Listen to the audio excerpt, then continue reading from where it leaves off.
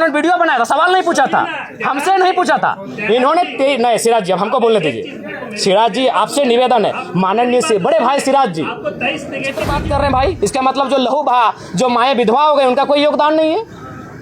मैंने कब कहा वाजपेयी जी का योगदान नहीं है? अगर उस हिसाब से आप कहेंगे तो भारत बनाने में लॉर्ड माउंटबेटन का भी योगदान है, क्योंकि तो कहाँ ले रहे हैं सुविधा को? बताइए कौन सा सुविधा हम ले रहे हैं? नहीं, आपने जो कहा था जयराम जी से पहले, हम तो आपको तो कम से कम चर्चा करना चाहते कि एक विधायक वर्षों बाद आया है।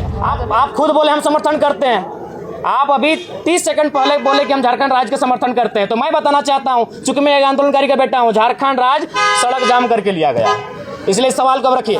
वो तिवारी जी का भी आवास वही होगा और जयराम महतो का भी आवास का दर वही होगा। तो इसलिए उनको चाहिए कि अपना थोड़ा सा जो याददाश्त है या अपनी जानकारी को पुख्ता करें। मामला सुर्खी में रहा, सदन के बाहर भी और अंदर विपक्ष हंगामा करता रहा। क्या लगता है सरकार पर दबाव बनाने में आप सफल हुए? देखिए काफ़ी हद तक सरकार में दबाव बनाने में सफल रहे हैं, क्योंकि पेपर लीक 10वीं कक्षा के बच्चों का हुआ है और 10वीं कक्षा के बच्चे हमें लगता है हर एक परिवार में हैं। शायद ही पूरे राज्य में जो 32,600 गांव हैं उनमें शायद ही कोई परिवार ऐसा होगा, संयुक्त परिवार, जहां 10वीं कक्षा के बच्चे नहीं हैं। तो ये राज्य स्तरीय मामला है, राज्य के आवाम का मामला है। तो हमें लगता है कि सरकार अपनी हठधर्मिता को छोड़कर इस बात को स्वीकार करेगी, अपनी त्रुटियों में सुधार करेगी। सरकार कह रही है, डीजीपी का जो बयान है वो कह रहे हैं कि जो गिरिडीह से पकड़े गए हैं और उद्भेदन हो गया, लगता है जो इससे जांच नहीं, हमें लगता है सीबीआई जांच की मांग करना उचित होगी, क्योंकि वहाँ किसी राजनेता को दर्शाया जा रहा है। ठीक, वो किसी पार्टी का है, मुझे उससे कोई समस्या या फिर समर्थन।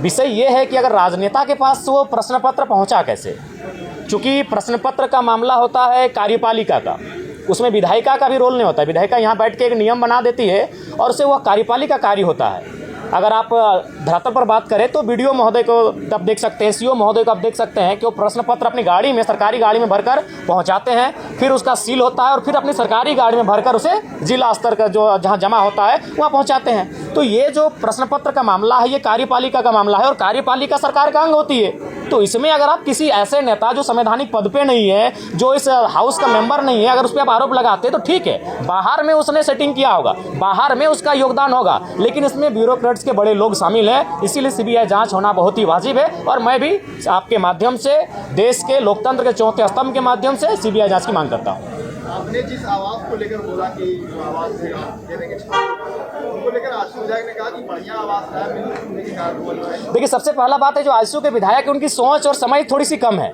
उनको मैं आपके माध्यम से उनको भी कहूँगा और हम चाहेंगे कि आप ये संदेश उन तक भी पहुँचा दें। आशु के जो माननीय विधायक हैं उन तक ये संदेश पहुँचा दें कि अपनी नज़र को कम से कम खोलें। अपनी नज़र को खोलकर अगर नहीं देख पा रहे तो ऊपर थोड़ा चढ़ जाएं इस मंजिले पे और वहाँ से जाकर वो देख सकते हैं कि लगभग 70 आवास बने हैं और वो 70 आवास बने हैं 303 करोड़ के लागत से। अगर उसे आप डिवाइड करेंगे तो एक विधायक का आवास लगभग 4 करोड़ 32 लाख में बना है। वो तिवारी जी का भी आवास वही होगा और जयराम महतो का भी आवास का दर वही होगा। तो इसलिए उनको चाहिए कि अपना थोड़ा सा जो याददाश्त है या अपनी जानकारी को पुख्ता करें। इसी मंच पे जो है पिछली बार बहुत चीख कर आप बोले थे जी, कि जयराम महतो जो बोलता वही करता है जी। ताकि जयराम महतो सरकारी सुख सुविधा जो बोले टीए नहीं लेंगे, आवास नहीं लेंगे, अब तो मान लीजिए वही कर रहे हैं। नहीं सिराज जी, आप अगर पूरी तरह से सुने होंगे तो वो यहाँ कहने से पहले उस विषय को मैंने सदन में कहा था और सदन में क्यों कहा था इस विषय को आपको जानना चाहिए। वीडियो को फिर से उठाइए। सदन में लगभग 3 सत्ता पक्ष के नेताओं ने मैया सम्मान योजना पर बहुत ज़्यादा बहस किया था, महिमा मंडन किया था। तो मैंने ये तर्क दिया था कि आप 2,500 रुपये पर महिमा मंडन कर रहे हैं और आप सैलरी 2 लाख का ले रहे हैं, आप टीएडीए लाख का ले रहे हैं, तो आप भी इनको में कटौती कीजिए, इन सुविधाओं का त्याग कीजिए। आज मैं फिर कह रहा हूँ कि जिस दिन ये विधेयक पारित होगा इस सदन में कि विधायक की सैलरी 2,13,000 ना होकर 60,000 होगी, एक तृतीय वर्ग कर्मचारी के समान, पहला विधायक का हस्ताक्षर जयराम महतो का होगा। लेकिन आप सही बोले थे कि जयराम महतो जो बोलता सो करता। सवाल था कि क्या जयराम महतो सरकारी सुख सुविधा नहीं लेंगे या आवेश में ये चीजें बोल रहे हैं? नहीं, आज भाषा जो है आज नहीं, मैं पुनः कहूँगा आज पहला विधायक हम होंगे, चूंकि आप उस पहला बात है कि रील्स का दुनिया आया, आप उसे रील्स के तर्ज पे लेके जाते हैं। मैं आज पुनः कहूँगा जिस दिन ये विधेयक पारित होगा, जिस दिन ये त्याग होगा, पहला विधायक हम होंगे। मेरा तर्क सुन लीजिए। आज अगर आप बात करें तो 4 करोड़ 32 लाख के लागत से ये आवास बना है। अगर जयराम महतो नहीं लेता है तो आपको जानकारी होना चाहिए, आज इस राज्य में कई ऐसे मंत्री हैं जो लगभग 2 आवास लेके बैठे हैं, 3 आवास लेके बैठे हैं, तो जाहिर सी बात है किसी वीआईपी के पास चला जाएगा। और ये राज्य जहाँ के छात्र काफ़ी परेशान है, जहाँ के छात्र बड़ी संघर्ष के साथ रांची में आके रह रहे हैं, तो मैं सोच रहा हूँ मैं एक नया प्रयोग करने जा रहा हूँ। मैं अपने आवास को ऐसे छात्र जो डुमरी विधानसभा से, धनबाद बोकारो जिला से चलकर आके रांची में रहते हैं, उनके हवाले रहेगा। हाँ, नया भी, नया पुराना कोई जो मिलेगा। अभी फिलहाल अपने दोस्त के यहाँ रहते हैं। जयराम जी, और वैसे कौन से मुद्दे हैं जिनको लेकर बाद में आपका जो विधायक बनने के बाद जो है बदल गई है? गाड़ी को लेकर भी सवाल, गाड़ी तो कई विधायक लिया है, लेकिन आपने ये कहा था कि हम विधायक बने दोस्त की गाड़ी से चलेंगे और उसमें लिखा रहेगा कि ये गाड़ी विधायक जी का दोस्त। जी, लेकिन मैंने पहले ही कहा है कि मैं अपने सिद्धांतों से, अगर आवाम को नुकसान ना हो, एक बहुत बड़ी आबादी को कोई नुकसान ना हो, तो मैं अपने सिद्धांतों के साथ रहूँगा। जैसे अभी मैं चप्पल पहन के नहीं आता हूँ, मेरे इस वचन से मेरी आवाम को कोई नुकसान नहीं है, जयराम महतो को भी व्यक्तिगत नुकसान नहीं है, लेकिन मेरे गाड़ी वाले मसले से मेरी आवाम को भी नुकसान था। नुकसान कैसा था? मान के चलिए प्रत्येक दिन हम लोग 3000-4000 रुपये का पेट्रोल भरते हैं। अभी ड्राइवर हमारे पास आएगा, 2 ड्राइवर मैनेज होंगे, यानी 2 बेरोजगार युवा रोजगार से जुड़ेंगे, और वो तभी होगा जब वो गाड़ी का रजिस्ट्रेशन आपके नाम से होगा। अभी सपोज दैट अगर मेरे बाबा जनता दरबार अभी झारखंड में ओपन कोई लगाता है तो जयराम महतो लगाता है। आप प्रशंसा करें, हमारी बुराई करें, खिंचाई करें, अलग बात है, लेकिन जो चैलेंजिंग विषय है, मिट्टी में बैठ के कोई जनता, और उस समय बहुत सारी समस्या ऐसी आती है कि बाबू हमको 500 रुपये की मदद कर दीजिए, बाबू हमको हॉस्पिटल का मामला है, हमको दवाई घट गया है, तो अपनी हैसियत के अनुसार हम उसे उनका मदद करने का प्रयास करते हैं। तो अगर मान के चलिए सरकार से हमें 3 से 5 हज़ार रुपये का टीए आएगा और उसे अगर हम अपने उपयोग में लाएंगे, तो हम फिलहाल जो पैसा तेल में खर्च कर रहे हैं वो मेरे पास बचेगा, और जो लोग मेरे जनता दरबार में इन छोटी छोटी समस्याओं को लेकर आ रहे हैं उनका समाधान हो पाने में हम सक्षम हो पाएंगे। नहीं, वो फेक है, और हम चाहेंगे मीडिया बंधु इस तरह का सवाल बिल्कुल आप लोग भी एक बार थोड़ा जांचें। धोनी जी से हमारी कोई मुलाकात नहीं हुई है, लेकिन ऐसा नहीं कि मुलाकात नहीं करना चाहते, हम भी उनका बहुत बड़ा समर्थक हैं, और बिल्कुल उनके छक्कों के, उनकी कैप्टेंसी के, उनके हर एक कार्य की हम भी प्रशंसक हैं। अगर कभी मिलेंगे तो हम अपने पोस्ट पे खुद सार्वजनिक करेंगे कि आज हम धोनी से मिले। अच्छा, सीसीएल में क्वार्टर को लेकर जो है अपराध विभाग गए थे, कई खबरें आई, आप रांची में है कैमरों के सामने, ये बता दीजिए कि सीसीएल में आपको जयराम महतो क्वार्टर चाहिए या नहीं चाहिए? जो अवैध रूप से क्वार्टर ले रहे हैं उनको खाली कराने के लिए? नहीं, वो एक बात, पहला बात है, अगर आप आंदोलन की बात करेंगे और संवैधानिक बात करेंगे तो फिर हमें लगता है बहुत सारी विवाद उत्पन्न हो जाएगा। अगर आप कहेंगे कि कुछ आंदोलन के तरीके ऐसे होते हैं जो लगता है कि लीक से हटकर है, अगर आप झारखंड अलग राज्य की लड़ाई को जानते हैं और यदि आपके परिवार के कोई सदस्य झारखंड आंदोलन की लड़ाई में भाग लिए हैं, तो उस लड़ाई को भी आप कहीं ना कहीं ये मानेंगे कि सड़क जाम करना ये तो संवैधानिक नहीं था, लेकिन कभी कभी ऐसे क्रियाकलाप करने पड़ते हैं जिससे दिल्ली तक आवाज़ जाए। जो चूंकि झारखंड आंदोलन सड़क जाम करके किया गया है, झारखंड आंदोलन बहुत बृहद पैमाने पर, तो कहीं ना कहीं वो जो मेरा मास्टर स्ट्रोक था वो इसी ध्यान को आकर्षण करना था कि जो लोग 5500 क्वार्टर में कब्जे पर है, कम से कम एक बार फिर से ये मामला राज्य में गरमाए। अगर इस हिसाब से देखा जाए तो अगर पुलिस को जगाना तो पहले चोरी करनी पड़ेगी, तब पुलिस जागेगा, भाई चोरी हुई तब जाएगा। नहीं, ये चोरी का सवाल नहीं है, ये राज्य का विषय है। चोरी एक मामूली विषय है इस राज्य। तरीके से तो इसी मुद्दों को नहीं उठाया जा सकता। नहीं, कभी रास्तों को, झारखंड आंदोलन इसी रास्ते से बना है। आप झारखंड आंदोलन अलग राज्य का समर्थन करते हैं, हाँ या ना?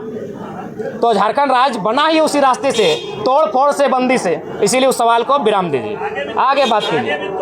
देखिए, जब सीढ़ी, आप खुद बोले हम समर्थन करते हैं, आप अभी 30 सेकंड पहले बोले कि हम झारखंड राज्य का समर्थन करते हैं, तो मैं बताना चाहता हूं, चूंकि मैं एक आंदोलनकारी का बेटा हूं, झारखंड राज्य सड़क जाम करके लिया गया, इसलिए इस सवाल को रखिए। अगला सवाल, वाजपेयी जी का कोई योगदान? देखिए, वाजपेयी जी अगर डायरेक्ट झारखंड राज्य दे देते, निसंदेह उनका योगदान है, कलम में उनका योगदान है, लेकिन क्रांति में झारखंडियों का योगदान है जिनका रक्त बहा है। आप विचित्र बात कर रहे हैं भाई, इसका मतलब जो लहू बहा, जो माएँ विधवा हो गए, उनका कोई योगदान नहीं है? मैंने कब कहा वाजपेयी जी का योगदान नहीं है? अगर उस हिसाब से आप कहेंगे तो भारत बनाने में लॉर्ड माउंटबेटन का भी योगदान है, क्योंकि वो जाते जाते कलम पंडित पावर क्या कहते हैं। कुर्मियों को लेकर के क्या विचार है? जी, कुर्मियों को लेकर मैं अपना स्टैंड पूर्व में भी क्लियर कर चुका हूं, आज भी क्लियर कर रहा हूं। मैं उनके शेड्यूल ट्राइब में जो मांग है उसका समर्थन करता हूं, लेकिन मैं एक तरीका चाहता हूं कि जो विवाद उत्पन्न हो रहा है वो विवाद ना उत्पन्न हो, क्योंकि भारत एक संवैधानिक देश है। भारत के संविधान आर्टिकल 48 के ए में वन्य जीवों की सुरक्षा की बात करता है, तो कुर्मी कौम इस राज्य की सबसे बड़ी एकल आबादी है। सबसे बड़ी एकल आबादी अगर इस राज्य की कोई है तो कुर्मी है। सबसे, अगर शहादत की एक लंबी लिस्ट निकाली जाएगी तो आधी शहादत आपको कुर्मी कौम से दिखेगा, चाहे निर्मल महतो रहे, शक्तिनाथ महतो रहे, सुनील महतो रहे, ऐसे किस्से खत्म नहीं होंगे। तो वो कौम जिसने इस राज्य को बनाने के लिए अपना लहू तक बहाया है, वो कौम जिसकी ज़मीनों पे टाटा है। अरे भाई, आज आपके कोई ना कोई रिलेटिव टाटा में जॉब करते हैं तो जानिए वो ज़मीन कुर्मियों की है। चाहे टाटा घाटोर है, टाटा जमाडोबार है या टाटा सिजवार है, आप नहीं करते, आपके मौसा करते हैं, मामा करते हैं, फूफा करते हैं, वो जॉब कुर्मियों की ज़मीन पर है अगर आप टाटा में करते हैं। क्योंकि टाटा की 95% ज़मीनें जहाँ खनन का कार्य होती है वो कुर्मियों की हैं। चाहे टाटा घाटो रामगढ़ रहे या टाटा जमाडोबा धनबाद रहे या टाटा सिजवा धनबाद रहे। तो इसलिए भैया उस कौम ने ज़मीनों को भी दिया है, जानों को भी दिया है, और आज अगर वो संरक्षण मांग रही है तो इसमें किसी को आपत्ति नहीं होनी चाहिए। हाँ, मैं ये रास्ता चाहता हूँ कि जब राज्य सरकार अनुशंसा करे केंद्र को कुर्मियों को एसटी में शामिल करने का, और जब केंद्र से वो लिस्ट वापस आए तो राज्य एक काम करे, जो लोग पूर्व में शेड्यूल में है उनको वहाँ रहने दिया है, और इनके लिए एक नया column farming tribe, agriculture tribe, एक नया ट्राइब का कॉलम लेकर आए और इनको संरक्षण दिया जाए। ये लड़ाई आरक्षण की नहीं है, ये लड़ाई संरक्षण की है। इसी सरकार में मंत्री है चमला लेकर, वो बोल रहे हैं कि आप लोग जो है आदिवासियों के हक में सिद्धमारी करने के लिए जो है एसटी में शामिल होना। नहीं, इसमें हक में उनको बोलिए इतिहास को पढ़े, अपने इतिहास को पुख्ता करे।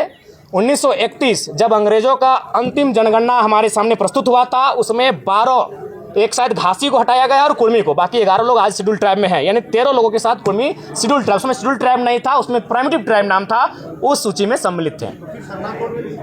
बिल्कुल सरना कोड का हम बिल्कुल समर्थन करते हैं। एक आदिवासी कौम, चूंकि इस राज्य का निर्माण ही एक आदिवासी राज्य के रूप में हुआ है और आदिवासियों की भावना सरना धर्म कोड पे आधारित है, अतः उनका इस धर्म कोड की मांग को सरकार पुरजोर तरीके से लागू कराने के लिए पहल करे। धन्यवाद, जोहार, नमस्कार। जयराम जी, एक सवाल, आपके जो आलोचक हैं वो आपको केजरीवाल बता रहे हैं झारखंड का। अरे तो बहुत बड़ा बात है यार, केजरीवाल 10 साल सीएम रहे, तो केजरीवाल कोई कम? केजरीवाल का आप आलोचना कर सकते हैं, लेकिन उन्होंने जिस विजन को दिल्ली के माध्यम से देश को दर्शाया उसको आप नकार नहीं सकते हैं। पिछली बार तो आप भी केजरीवाल की आलोचना नहीं, केजरीवाल की आलोचना के लिए नहीं, केजरीवाल से तुलना जी नहीं, बिल्कुल हमारी तुलना कैसे हो सकती है? वो कहाँ सीएम रह चुके, हम विधायक हैं। नहीं, हम लोग अपना रोड मैप अलग बनाएंगे। जयराम जी, तुलना इसलिए नहीं हो रही कि वो सीएम है, तुलना इसलिए हो रही है कि आप जो सुविधा की बात कर रहे थे वो भी तो कहाँ ले रहे हैं सुविधा को? बताइए कौन सा सुविधा हम ले रहे हैं? नहीं, आपने जो कहा था जयराम जी इससे पहले, हम तो आपको तो कम से कम चर्चा करना चाहते कि एक विधायक वर्षों बाद आया है। आज अभी अंदर हम सुनिए आपको बता रहे हैं, जब हम अंदर जाते हैं ना, और जितने भी कर्मचारी हैं विधायक छोड़ के, उनको क्या फील होता है मालूम है? कि मेरे घर का बच्चा विधायक बन के आया है।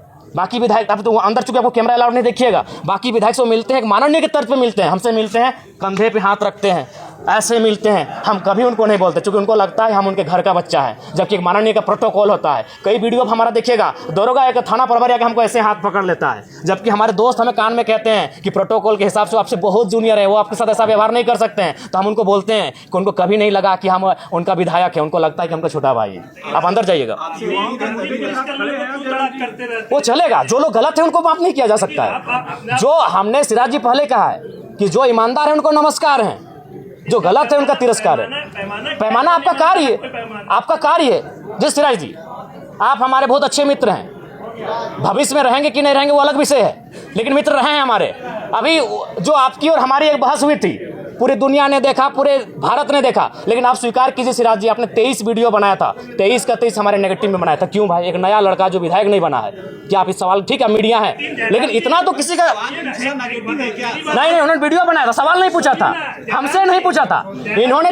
नहीं सिराज जी, अब हमको बोलने दीजिए। सिराज जी, आपसे निवेदन है, माननीय से बड़े भाई सिराज जी, क्यों? वही तो सवाल है, क्यों आपने सीरियल नंबर बनाया? नहीं, सीरियल बनाइए, वो क्यों देखेंगे? कोई नहीं देखेगा। सिराज जी सुनिए, वो चुनाव का समय था, नहीं वो चुनाव का समय था, नया सवाल, वो चुनाव का समय था। नहीं, अब क्यों नेगेटिव क्यों? हम विधायक हैं, हम चुनाव जीते हैं। सिराज जी, जिस समय आपने मेरा वीडियो बना, सिराज जी, माननीय सिराज जी, विधानसभा में राज्यपाल का जो अभिभाषण है, विपक्ष जो है उसे झूठ का पुलिंदा बता रहा है। नहीं देखिए, क्या लगता है? नहीं देखिए, पूर्णता अगर विपक्ष, चूंकि विपक्ष में बैठे लोग भी काबिल हैं और राज्यपाल एक संवैधानिक पद होता है, उस पद की गरिमा है, उस अगर अभिभाषण को पढ़ते हैं तो कुछ विषय आपको लगेंगे हाँ ये ठीक ठाक है, लेकिन कुछ विषय ऐसा आपको लगेंगे कि ये धरातल पर है ही नहीं। तो कहीं ना कहीं कुछ त्रुटियां हैं उनमें, कुछ असत्यता है, इस बात को भी स्वीकार करना होगा। आज इस राज्य की जो आवश्यकताएं हैं, स्थानीय नीति अभिभाषण में कहीं जिक्र नहीं है। इस राज्य की आवश्यकता है सरना धर्म कोड, अभिभाषण में कहीं जिक्र नहीं है। इस राज्य की सबसे बड़ी आबादी ओबीसी, कहीं जिक्र नहीं है। आप वो कहते हैं कि ओबीसी को सशक्त करेंगे, कैसे? कई जिलों में आपने ओबीसी के आरक्षण को जिलावार में 0 कर दिया। ये कौन सा है? ये कौन सा भारत आप बना रहे हैं? कौन सा राज्य बना रहे हैं आप? महागठबंधन की सरकार है, महागठबंधन नारा देती है सामाजिक न्याय। उनसे पूछेगा सामाजिक न्याय का मतलब क्या होता है? सामाजिक न्याय का मतलब क्या होता है? जिसकी 54% आबादी है, आप उनको शून्य कर रहे हैं जिलावार बहालियों में। ठीक है, आप जो शेड्यूल ट्राइब है उनकी आबादी अनुमानित 26 है, आप 26 दे रहे, स्वागत है। शेड्यूल कास्ट उनकी आबादी 10 है, आप उनको 10 दे रहे हैं, स्वागत है। जो बच जाते हैं उनकी आबादी 10 है, आप उनको ईडब्ल्यूएस के नाम पे 10 दे रहे हैं, वो भी लगभग हिसाब से ठीक ठाक है। लेकिन ओबीसी जिनकी आबादी 54% है, उन्हें आप 14 दे रहे हैं। बताइए तो कौन सा सामाजिक न्याय है? महागठबंधन की सरकार है। तो ऐसे में अगर कोई सवाल करे कि ये राज्यपाल महोदय के द्वारा जो अभिभाषण पढ़ा गया इसमें सत्यता नहीं है, तो बताइए कैसे नहीं लोग इस पर चर्चा करेंगे? बात करें 54% आबादी का आरक्षण कहाँ है। ठीक, धन्यवाद। बहुत बहुत